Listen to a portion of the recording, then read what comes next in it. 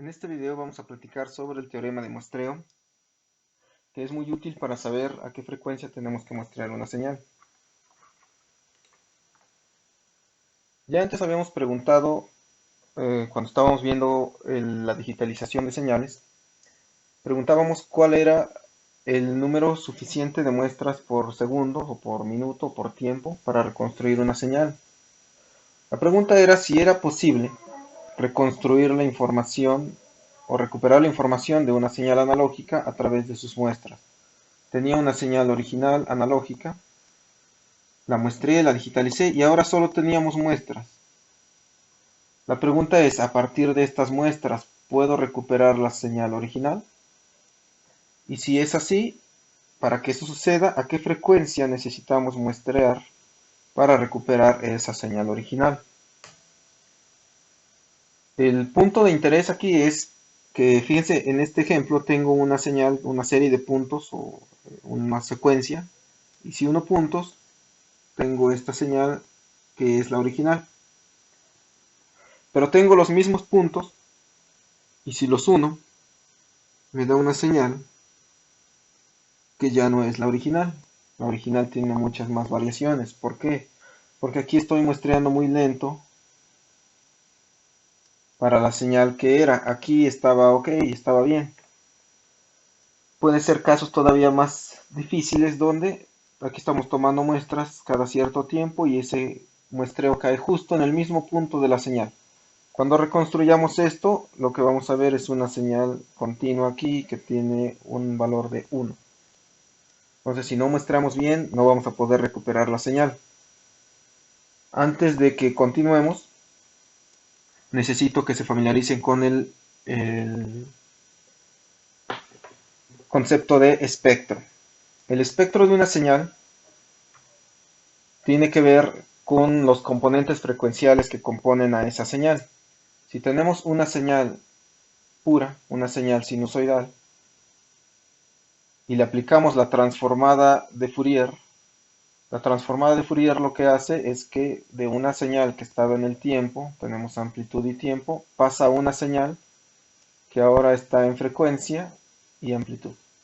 Entonces, si tengo una señal sinusoidal de una frecuencia, vamos a suponer de 10 Hz, lo que esperaría ver en el espectro es un pico justo en 10 Hz con una amplitud igual a la que tengamos acá. Si aquí tiene una amplitud de 2, aquí debería de tener el pico con una amplitud de 2. Eso es lo que hace el espectro, perdón, la transformada de Fourier. Convierte de tiempo a frecuencia. Y para este caso fue muy simple, pero ¿qué pasa si tenemos dos señales? La suma de dos sinusoidales, vamos a suponer. Aquí esta señal resultó de la suma de una señal sinusoidal de 1 Hz y otra de 2 Hz. La de 1 Hz tenía, vamos a suponer, 2 volts de amplitud y la de 2 Hz tenía una amplitud de 1 volt. En el espectro lo que esperaríamos ver son dos picos, uno con amplitud 2, otro con amplitud 1, uno en 1 Hz y otro en 2 Hz. Y así sucesivamente. Si tenemos señales más complejas, esperaríamos ver un espectro mucho más complicado. Lo que hace este programa que les muestro aquí, es un programa que diseñé para obtener señales de audio utilizando la computadora y estoy calculando la transformada de Fourier. Déjenme ver por dónde está ese cálculo. Acá. Calculo la transformada de Fourier por ventanas para obtener el espectro de la señal de audio que detectamos. Bajé una aplicación en el teléfono para que me genere secuencias de audio de frecuencias dadas y entonces lo que esperamos ver es la señal de audio. Van a salir dos ventanas acá. En una ventana, la de arriba, aparecerá la señal en el tiempo y abajo el espectro. Si la señal es pura, esperaríamos ver un pico. Si la señal está compuesta de varios armónicos, vamos a ver varios picos. Entonces, vamos a correr el video. Estoy corriendo el script. Se abren las ventanas. Abrimos la cámara para que vean la aplicación en el teléfono. Señal en tiempo y el espectro. Muevo la frecuencia. Y fíjense cómo la frecuencia aquí o el espectro se modifica. El pico se va desplazando, depende de la frecuencia de audio. Aquí modifico y fíjense que el espectro ahora es más complejo. Tiene muchos componentes, aquí tiene varios armónicos. Esta es una señal cuadrada. Las señales cuadradas tienen mucho más armónicos que una señal pura. Está compuesta de varios armónicos. Entonces, esto es el espectro de una señal. Cuando hablemos de la frecuencia de una señal o el componente frecuencial máximo, tienen que fijarse cuál es su componente máximo de esa señal.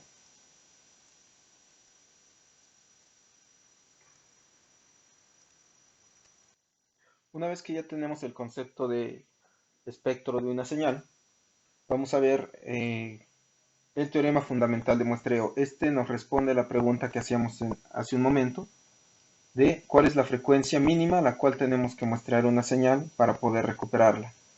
Este teorema fundamental de muestreo se debe a diversas personas, los más importantes, Harry Nyquist y Claude Shannon, quienes propusieron el teorema de muestreo que lleva por nombre Nyquist-Shannon. Años más tarde, otros investigadores lo mejoraron y entonces este teorema también se le conoce como el teorema de Whittaker-Nyquist-Koletnikov-Shannon. Ese teorema básicamente nos dice lo siguiente: si tenemos una función continua f de t que contiene componentes frecuenciales no mayores a b Hz, esta señal está completamente determinada por sus series o los números de muestras o las muestras que tengamos, si estas están espaciadas 1 sobre 2 veces b. Acuérdense, si b es la frecuencia, la inversa de b es el periodo de muestreo. Quiere decir que si tengo una señal de 1 Hz, el periodo de muestreo aquí sería de, el periodo de la señal, no de muestreo, el periodo de la señal sería de 1 segundo. Para que pueda reconstruirla según Nyquist-Shannon, necesitamos que el periodo de muestreo sea igual a 1 sobre 2 veces la frecuencia de la señal. Eso sería de 0.5 segundos.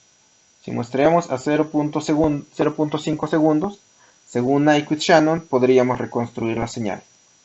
Abajo nos dice, una tasa de muestreo es suficiente, entonces, si tomamos 2 veces b muestras por segundo o cualquier cosa mayor.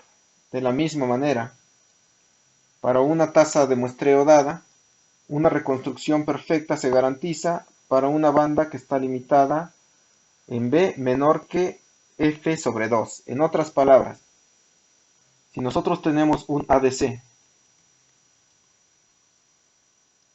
que puede muestrear hasta 100 Hz, está limitado, no puede muestrear a más. Lo máximo que le podemos meter de señal acá debería de ser la mitad. Esta es la frecuencia de muestreo. Frecuencia de muestreo es lo que nos dice.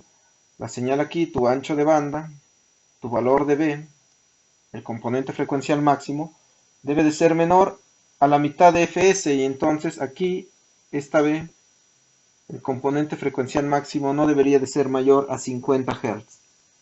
Si nos pasamos de 50 Hz, ya no cumplimos con el teorema de Nyquist-Shannon y no podríamos reconstruir la señal. Hay un detalle con este teorema. Dice que la señal, déjenme ver si puedo borrar esto, dice que la señal puede ser reconstruida a través de sus muestras siempre y cuando utilicemos la fórmula de interpolación de Shannon. Y la fórmula de interpolación de Shannon es la que aparece aquí abajo, que tiene la desventaja de que nos pide todas las frecuencias habidas y por haber, desde menos infinito hasta infinito, o más bien, más que todas las frecuencias, todas las muestras. Entonces, vamos a necesitar todas las muestras, le vamos a aplicar un seno cardinal, que si no conocen el seno cardinal es esta que está aquí, que es el seno de un argumento dividido entre el mismo argumento. Si este argumento fuera 0, pues se va a indeterminar y en ese caso la función seno cardinal vale 1. Esta función es muy utilizada en el procesamiento de señales y básicamente es algo así, una señal seno que va decreciendo. Entonces tenemos que utilizar esa función. Aquí tenemos 2pi por fs, que es omega sub s, 2pi por fs. T es la constante de tiempo que necesitamos porque ahora vamos a tener una función continua. K es el número de muestras, TDS es el periodo de muestreo, el 2 es una constante. Y entonces para que tengamos una f de t original, lo que tenemos que hacer es obtener un número infinito de estas fórmulas, un número infinito de estas expresiones sumadas. Calculamos todas esos infinitos y me va a dar el valor de la señal original. Matemáticamente eso está comprobado que sí es cierto. Lo único que tenemos que hacer es muestrar a más del doble, pero ya se estarán dando cuenta que en la práctica aplicar esto no es muy fácil. De hecho no es posible porque necesitamos todas las muestras. Y entonces a lo máximo que aspiramos es a tener una aproximación de la señal original. Nunca vamos a obtener realmente la señal original como tal. Y pocas veces de hecho vamos a aplicar esta fórmula de interpolación. En la práctica, en electrónica, lo que se hace es muestrear más rápido y aplicar otros reconstructores que vamos a ver más adelante. El punto importante aquí es, siempre que tengan una señal, deben de muestrearla al menos al doble de su componente frecuencial máximo, si van a utilizar la fórmula de interpolación. Si no la van a utilizar, deben de muestrear de 5 a 10 veces más rápido que su componente frecuencial máximo. Esta no es una regla, es una especie de acuerdo tácito ingenieril. Se ha demostrado que si muestreamos a más de 5 veces, podemos reconstruir la señal uniendo puntos. Entonces es lo que se hace. 5, 10 no es mucho ni es poco, es un valor adecuado. Fíjense qué pasa aquí si tenemos una señal de 1 Hz y la muestreamos a 2 Hz, es decir, 2 muestras por segundo. Cuando unimos puntos, podemos obtener más o menos la señal original si es que supiéramos que era una sinusoidal. Si no, y unimos puntos, podríamos decir que era una triangular. Pero si alguien nos dice, tu señal era sinusoidal, entonces la unimos de esa manera y obtenemos algo similar. Si la muestreamos a 3 Hz, que es un poco más del doble, pues tenemos más puntos aquí, aunque unamos algo así. Podríamos decir que era de esta manera, y si nos dicen que era sinusoidal, pues todavía nos aproximamos más. Pero aquí ya no cumplimos con el teorema de Nyquist-Shannon. Deberíamos demostrar al menos a 2 Hz, porque tenemos 1 Hz aquí. Estamos a 1.5, tenemos estas muestras. Unimos y nos dicen, era una señal sinusoidal, entonces la unimos como si fuera sinusoidal. Y obtenemos eso, que de hecho es la que tengo dibujada acá. Fíjense que aquí nos dice, obtenemos una señal reconstruida que es errónea. Parece a la señal original, parece que es sinusoidal, pero su periodo, el periodo de la señal original es diferente al periodo de la señal reconstruida. Esto se le conoce como una señal alias. Una señal que se parece a la original, pero no es la original. Y si la señal fuera más compleja, aquí tenemos una señal, esta que vemos aquí, está compuesta de la suma de 3 señales, una de 1 Hz, una de 2 Hz y una de 3 Hz. El componente frecuencial máximo tendría estos picos. Este sería su componente frecuencial máximo, 3 Hz. Necesitamos muestrear entonces a más de 2 veces, es decir, a más de 6 Hz para cumplir el teorema de Nyquist-Shannon, o a 15 Hz o 30 Hz si queremos muestrear de 5 a 10 veces más ese componente. Entonces, ¿cuál debería ser la frecuencia de muestreo? Esta que tenemos aquí, y si estamos pobres en el ADC, entonces un poquito más del doble. Y usamos la fórmula de interpolación de Shannon. Si usamos esto, podemos usar los reconstructores de señal, los DACs que venden, por ejemplo, o hacer un programa computacional que es simplemente una muestra. Si no hacemos eso, vamos a tener el efecto alias, que ahorita voy a explicar. Bueno, hablando del efecto alias, que ya habíamos mencionado, que se da cuando no muestreamos a una frecuencia de muestreo correcta, vamos a platicar un poco más de qué es el efecto alias.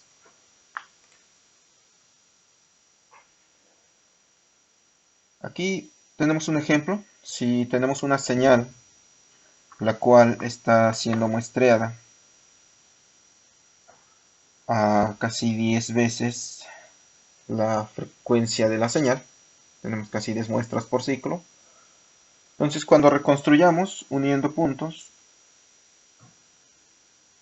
vamos a obtener una señal que es muy similar a la que teníamos con la señal original. Si mostramos un poco menos, unas 3 veces la señal original, unimos puntos y ya no obtenemos una señal como la original, pero todavía tenemos algo similar. Si unimos sabiendo que era una señal sinusoidal, pues tendríamos una señal mucho más parecida. Ahora, si muestreamos a mucho menos, como 1 punto y tantas veces la frecuencia, cuando juntemos puntos, vamos a obtener nuevamente una señal sinusoidal, que ya habíamos dicho, se parece a la original en el hecho de que es sinusoidal, pero realmente no es la original, porque ahora su periodo, el periodo de esta señal reconstruida, es muy diferente al periodo que tendríamos en una señal original. Entonces a esto le conocemos como el efecto alias, y a partir de ahí ya no podemos reconstruir una señal.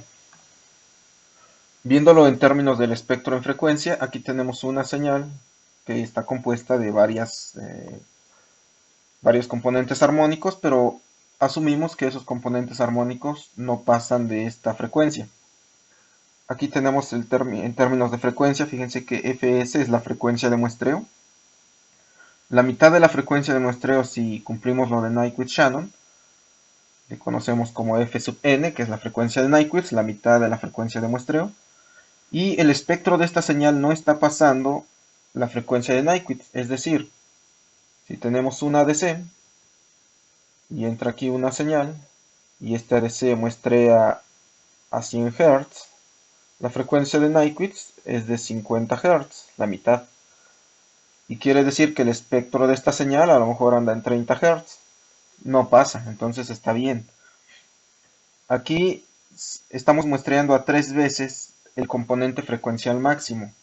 Tenemos las muestras, si las unimos, obtendríamos una señal muy similar a la que estábamos muestreando.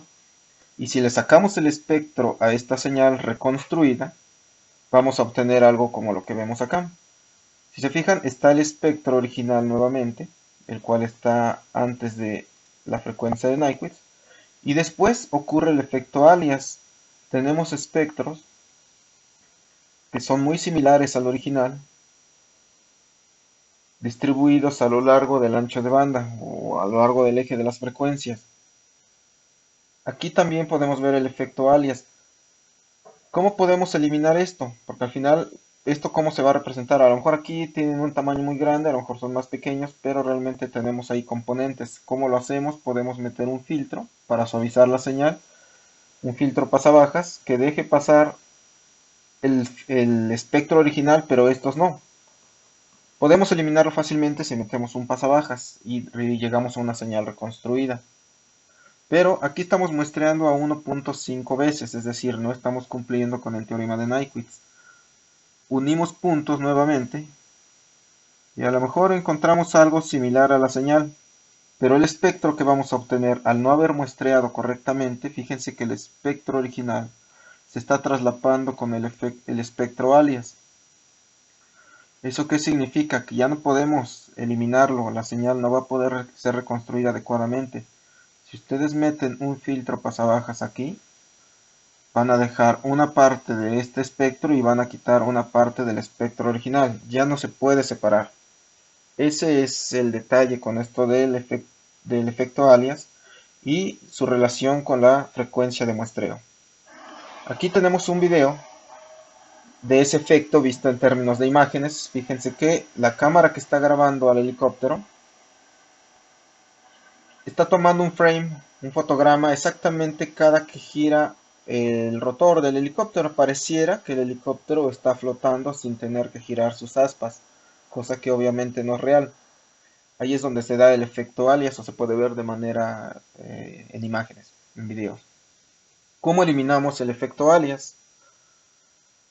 Lo más simple es meter un filtro pasabajas.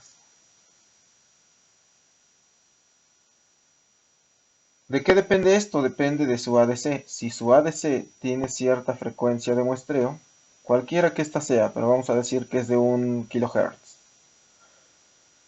Su ADC no puede muestrear más allá de 1 kHz.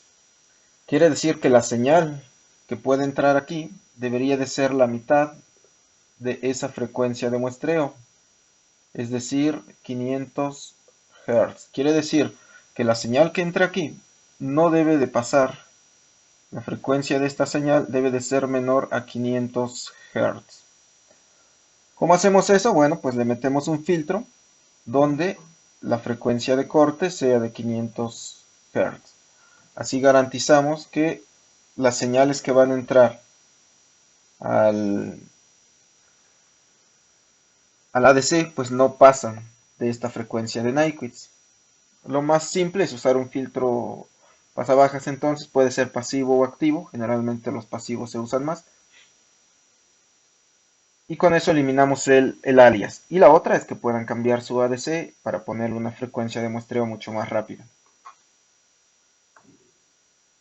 En resumen, la frecuencia de Nyquist, que es igual a la mitad de la frecuencia de muestreo, se llama frecuencia de Nyquist, está definida como la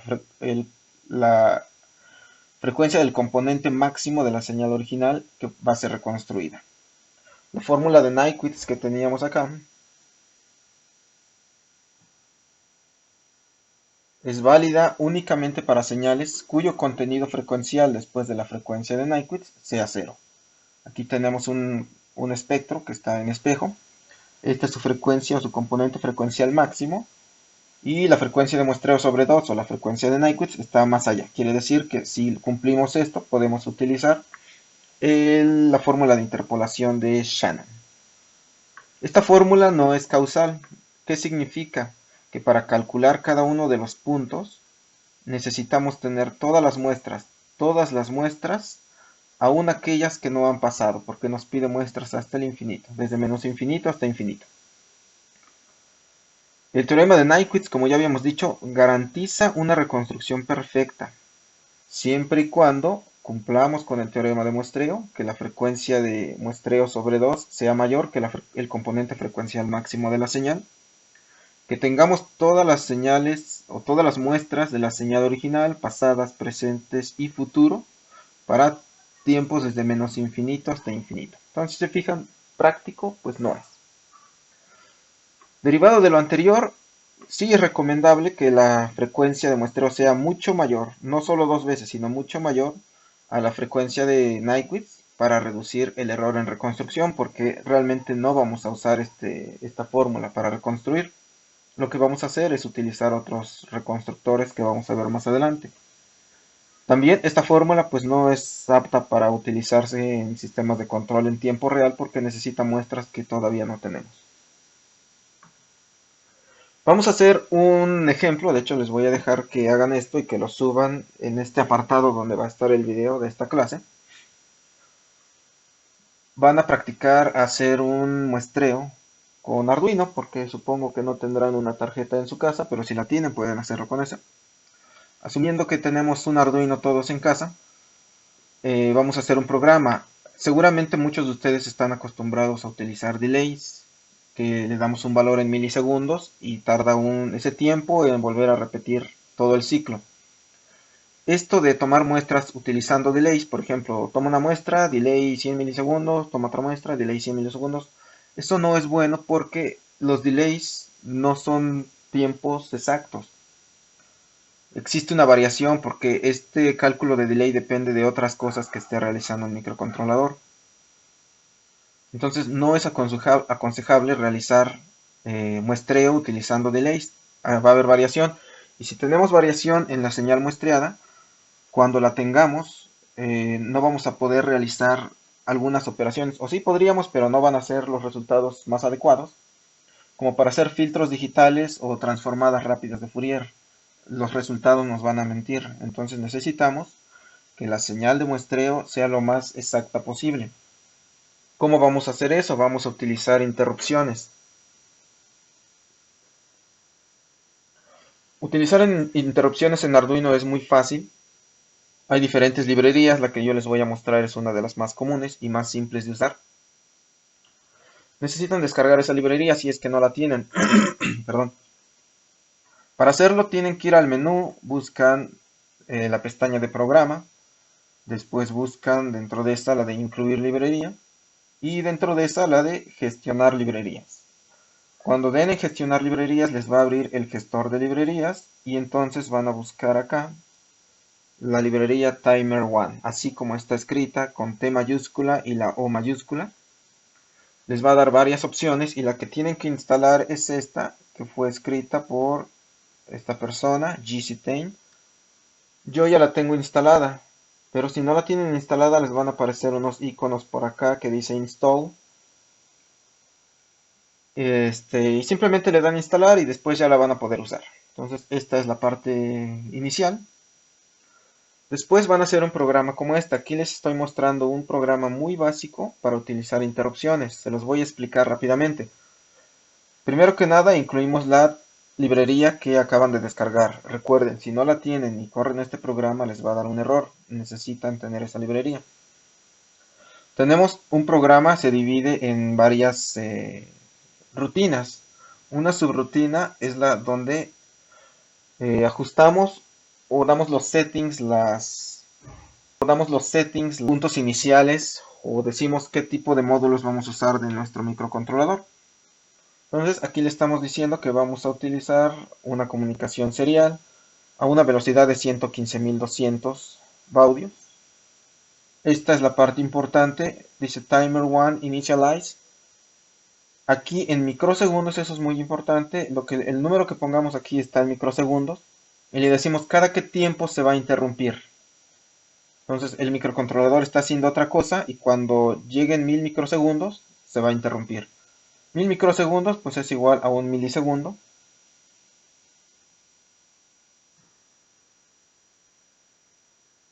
Un milisegundo.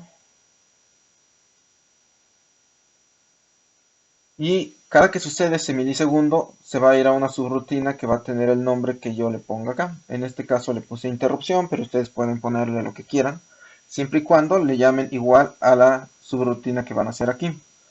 Esta es mi rutina de interrupción. Cada que se cumplan los 1000 microsegundos, fíjense que aquí el microcontrolador, está fallando esta parte.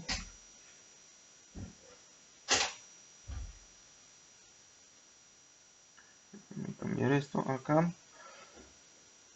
El microcontrolador va a llegar, hace esto, es el programa principal, y de ahí se va a saltar al loop. En el loop generalmente es donde ponemos, perdón, todas las cosas que hacemos.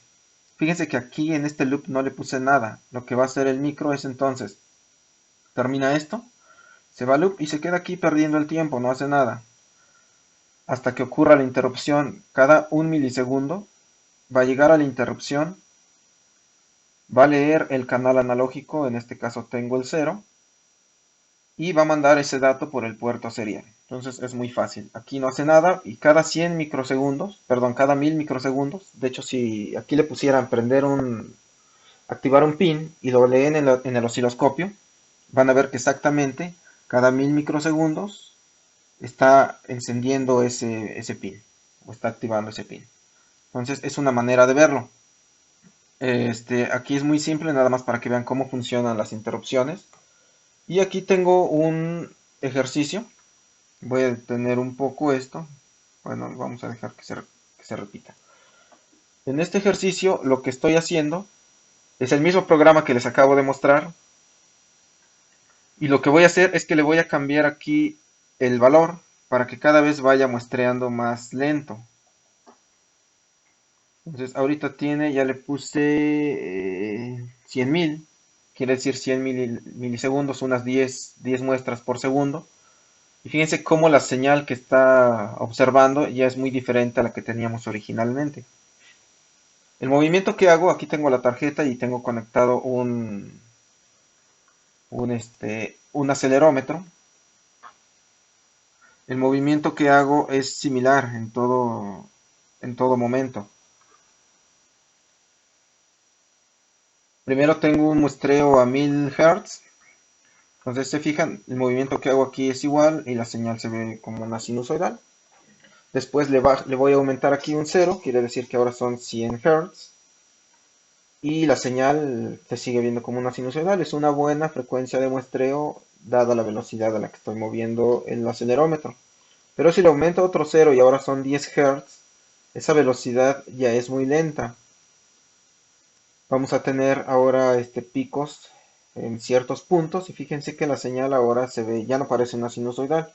Igual si estiramos esto, a lo mejor se sigue viendo un tanto como sinusoidal, pero vean cómo cambia. Entonces, hoy le vamos a dejar hasta acá. En la siguiente clase vamos a ver cómo reconstruimos una señal una vez que ésta ha sido digitalizada.